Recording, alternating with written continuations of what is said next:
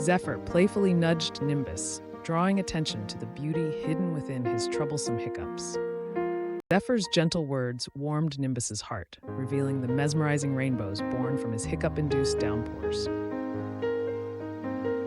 Enveloped in the radiant hues of the rainbow, Nimbus stood tall, accepting his extraordinary talent as the sleek clouds gazed in awe.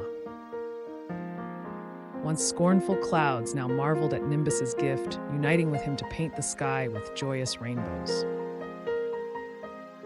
Radiating with newfound pride, Nimbus basked in the adoration of the skies, celebrated for his magical rainbow-induced hiccup artistry.